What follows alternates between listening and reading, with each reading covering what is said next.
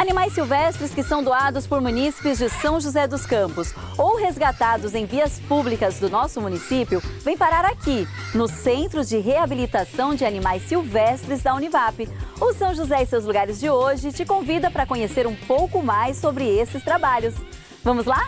Realizar pesquisas, viabilizar a conservação das espécies e colaborar para a manutenção de diversidade biológica através da reintrodução das espécies em seus habitats naturais são alguns dos objetivos do Centro de Reabilitação da Natureza da Univap.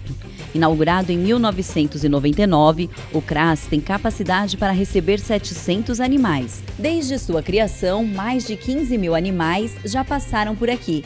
A bióloga responsável pelo Centro de Reabilitação explica como os animais vêm parar aqui.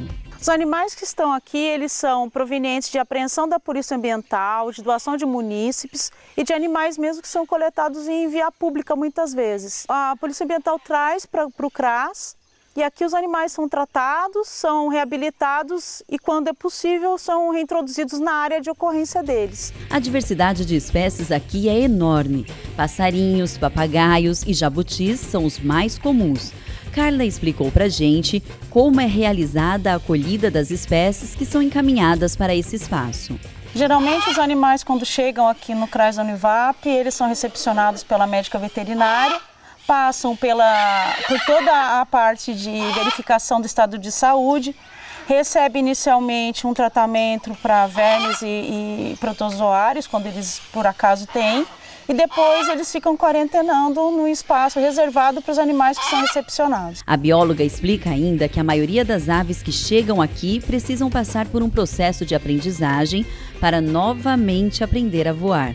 Depois de receber alta na quarentena, os trabalhos são realizados nesse recinto. Recebendo a alta, vem para o recinto de treinamento de voo.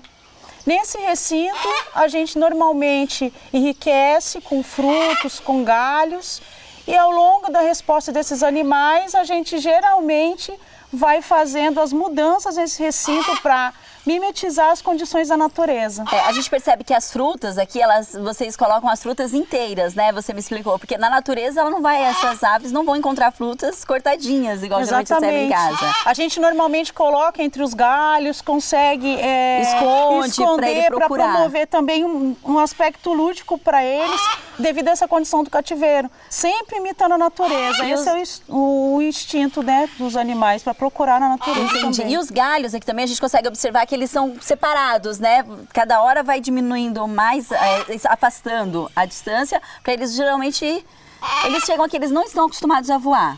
Não, normalmente eles caminham bastante, deslocam pela tela. São aves que caminham? Que caminham. O voo é quase nulo. Porque normalmente são animais que estão dentro de ambientes de residências ou até mesmo presos em gaiolas. Então esse deslocamento, esse espaço para o voo eles não têm. Aqui eles recebem o estímulo para poder voar e buscar alimento. E quando que a gente percebe que eles já estão prontos para voar? Geralmente são feitos estímulos diariamente, algumas vezes no dia. Esses estímulos têm períodos curtos, e são feitas observações pelos estagiários que nós temos aqui no empreendimento. Entendi. E essas observações, então, vão se notando a facilidade que eles têm do voo. Quando eles conseguem o seu voo de uma extremidade a outra do recinto, geralmente já está num período importante deles voltarem para a natureza. Voltar para a natureza. Entendi. Geralmente qual é o período que eles ficam? Depende de uma ave para outra ou tem um padrão? Depende muito de espécie para espécie de ave e também depende das condições que eles chegam. Varia bastante. Entendi. Já chegou algum aqui muito maltratado, que precisou de um cuidado especial? Já chegaram alguns papagaios sem penas na cauda, com a região peitoral do peito sem pena, animal que tinha no peito bastante sangue, com detrimento alimentar, né? Então bem magrinhos. E cada espécie que chega aqui recebe um tipo de tratamento. Os animais geralmente vão ter tratamentos diferenciados de acordo com a espécie.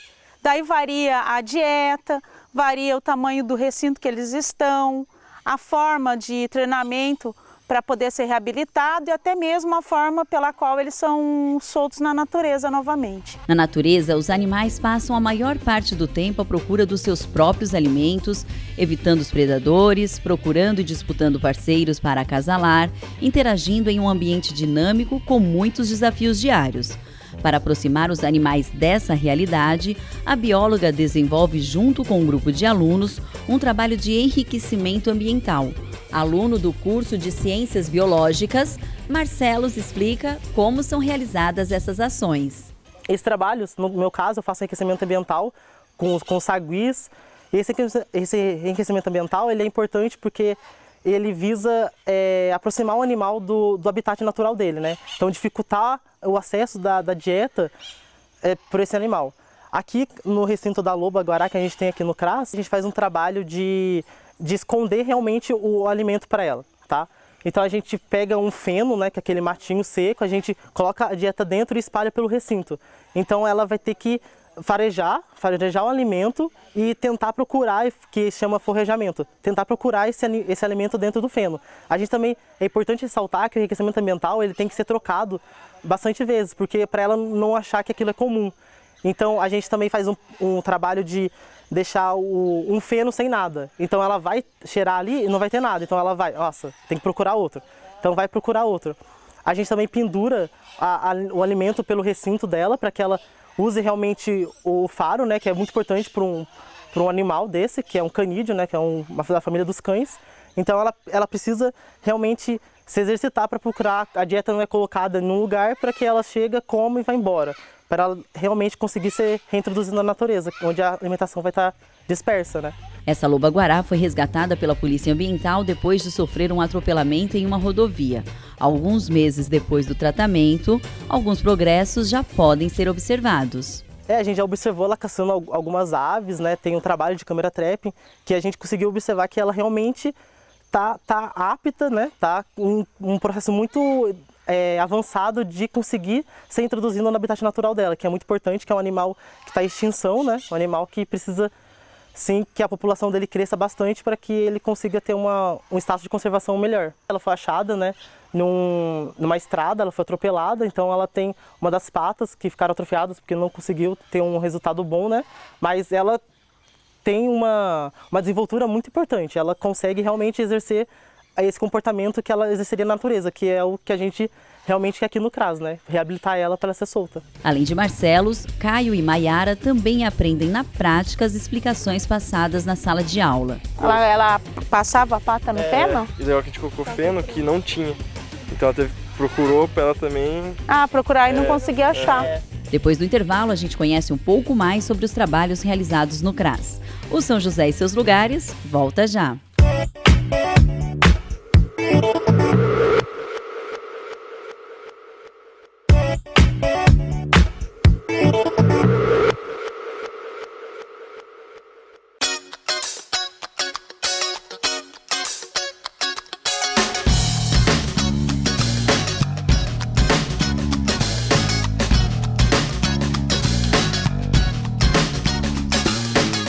O São José e seus lugares de hoje visitam o Centro de Reabilitação de Animais Silvestres, localizado em uma universidade do nosso município. A maior parte dos animais que chegam ao criadouro para recuperação vem da apreensão de órgãos ambientais de fiscalização, como a Secretaria do Meio Ambiente, IBAMA, Polícia Ambiental. E um outro meio para deixar o animal silvestre aqui é a entrega voluntária. A destinação desses animais, dependendo de suas condições e da espécie, pode ser feita de duas formas: soltura ou transferência. Todos os trabalhos realizados aqui contam também com o auxílio de alguns estagiários do curso de Ciências Biológicas. Os estagiários têm contato com toda a dinâmica do funcionamento do CRAS. Dessa forma, eles participam de todo o processo, desde auxiliar na alimentação, nos treinamentos de reabilitação e por aí vai. Por exemplo, o Caio está aqui com a gente há algum tempo, trabalha como estagiário conosco e ele pode falar melhor dessa experiência que ele tem aqui no CRAS. Para mim, fazer estágio aqui foi muito importante, porque eu consegui vivenciar na prática o que eu aprendi na teoria em sala de aula. Quando eu entrei, eu estava perdido, eu não sabia o que eu queria, porque Você chega aqui, quando você entra, você quer trabalhar com tudo, tudo é bonito. E aqui eu consegui ter a escolha da área que eu quero trabalhar, que são os mamíferos, que é a área que eu tenho mais semelhança, assim, que eu gosto mesmo, de trabalhar com esses animais. É bom saber que o trabalho da gente acaba despertando no aluno essa vontade e essa facilidade de escolha de área também. O Caio falou que já decidiu que quer trabalhar com mamíferos. Mas, como a professora mesmo explicou, aqui os alunos passam por todas as áreas. Olha ele aí tratando as araras híbridas. Para contribuir com o enriquecimento ambiental, os alimentos são colocados em diferentes locais para estimular o voo das aves. As araras híbridas que estão nesse recinto são resultado do cruzamento de diferentes espécies. Essas aves não podem mais voltar para casa. Esse tipo de mistura acontece na maioria das vezes com intervenção do homem e em cativeiro. Se elas forem para a natureza, o que pode acontecer é que exista problemas, porque elas podem perpetuar. E aí ocasionando risco para as espécies puras. A bióloga explica quais são os procedimentos com os animais que já estão prontos para voltar para a natureza. É um processo que geralmente demanda um pouco de tempo, uma vez que tem toda a parte, o embasamento legal, né, as autorizações que são necessárias, e também tem que ter uma certificação, não só da capacidade do animal estar no ambiente natural, mas também da saúde desse animal. Então são feitos diversos exames para daí o médico veterinário poder atestar a saúde do animal e a parte biológica que eles conseguem interagir com sucesso no ambiente natural. Os estagiários do CRAS também são responsáveis pela organização dos recintos. Antes de tudo, né, quando a gente entra aqui no CRAS para fazer estágio, a gente é orientado a fazer um preparo de segurança, né? A gente tem que usar um jaleco, usar uma bota, usar uma luva, para que a gente se proteja e também proteja os animais. Posteriormente isso, a gente faz o preparo da dieta, então a gente faz o corte das frutas, faz o enriquecimento ambiental. Depois a gente serve essa dieta em cada recinto, né? Dependendo do animal, se é carne, se é fruta mesmo. E a gente volta depois fazendo a manutenção do recinto, que é rastelar, que é trocar água, né? Você vê se os poleiros estão em boas condições. É importante manter os recintos bem cuidados e limpos, porque eles podem entrar em contato com as fezes, e isso pode gerar alguma doença e causar danos à saúde desses animais. O passeio pelos centros de reabilitação continua. Olha só a recepção que essa irara faz para a nossa equipe. Esse tipo de animal adora mel. Elas também se alimentam de pássaros, ovos e pequenos mamíferos. Esse animal veio parar aqui quando ainda era um filhote. Uma família de Campos do Jordão encontrou ela no quintal da casa. A Polícia Ambiental fez o resgate e trouxe para o CRAS. Ainda tem muitas espécies de animais silvestres para a gente conhecer. O São José e seus lugares, volta já!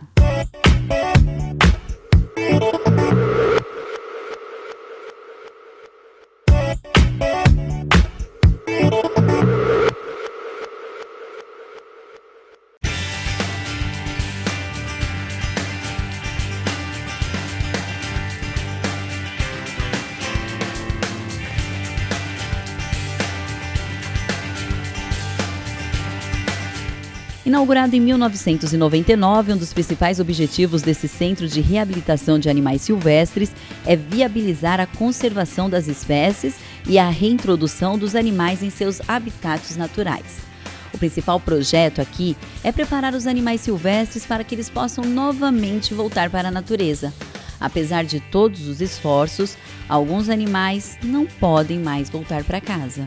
Que vão ficar conosco enquanto estiverem vivos, como por exemplo o macaco prego, a loba-guará, a fêmea de loba-guará, o veado que está com a gente. Esses são animais que não voltam para a natureza. As araras que têm a asa invertida, os animais híbridos, esses são cativos que não vão voltar. Esse animal em especial é um animal que sofreu uma lesão na mandíbula e ainda resta uma fissura. Além de também ele ser muito humanizado, que pode expor a vários perigos se eles ficarem soltos. Esses macacos pregos são outro exemplo de animais silvestres que não poderão voltar para a natureza. Esses animais foram encontrados em casas, né, de munícipes, e esses animais estão há muito tempo já no cativeiro. Então não é possível a gente reabilitar devido a esse tempo de cativeiro. Tem mais de 10 anos que eles estão aqui. Tem bastante tempo, cerca de 10 anos. E se colocar na natureza, provavelmente não sobreviverão. Esses animais que a gente tem aqui, não. Mas em outros casos, existem várias possibilidades de fazer treinamentos para reabilitar e aí reintroduzir. Ah, então tá bom. E aí, quando eles estão aqui, eles estão sob a guarda de vocês. E aqui vocês tentam aproximar o máximo que pode do habitat natural, da natureza. Isso. Recebem frutas, aquela alimentação balanceada. O que a gente acaba fazendo é um planejamento de enriquecimento ambiental, para eles poderem ter o maior número de interações possíveis e, como você disse, imitando a natureza. A domesticação desses animais pode alterar toda a estrutura de vida e costumes. A bióloga explica os riscos de manter um animal silvestre em casa. A ideia é a seguinte: ter em casa, dependendo da situação, os animais, por muitas vezes, não estão tendo exatamente a mesma condição que eles têm na natureza. Esse é um primeiro ponto. O segundo ponto, nós vamos poder perceber que vários animais podem transmitir doenças para os humanos. Sim. O organismo é muito diferente, né? Isso. Acaba também que a gente tem, numa legislação de âmbito nacional, que a guarda dos animais silvestres ela tem várias situações legais para elas acontecerem. Tem documentação, tem autorizações. Então, casos que não seja possível ter esse tipo de situação, geralmente o animal não vai estar regular e não vai ter a mesma condição que na natureza. É como se a gente colocasse um indivíduo num ambiente que tivesse tudo que ele precisa, com a melhor das intenções, mas ele não pudesse sair daquele espaço, muitas vezes, né? a pessoa não é questão de maltratar, né? Eu acredito que ninguém vai pegar um animal silvestre e maltratar. Mas na boa intenção de querer ficar com aquele animal, manter aquele animal, acaba prejudicando o próprio animal, né? Isso. Tira ele das condições... É melhor ter os animais que são domésticos, cães, os gatos, nas residências. Tem várias espécies, né? Para todos os gostos. Sim. A aparência geralmente dócil muitas vezes faz aflorar aquele sentimento de querer tocar, fazer um carinho. E para que a reabilitação desses bichos tenha sucesso, o contato da bióloga e dos estagiários com os animais são os menores possíveis. Por esse motivo, o centro de reabilitação não é aberto para visita do público em geral. Os alunos que estão trabalhando conosco hoje são os nossos estagiários. Geralmente, todos eles já são treinados para essa condição do contato mínimo com os animais, né? Porque existe uma condição já de chegada, que é a humanização.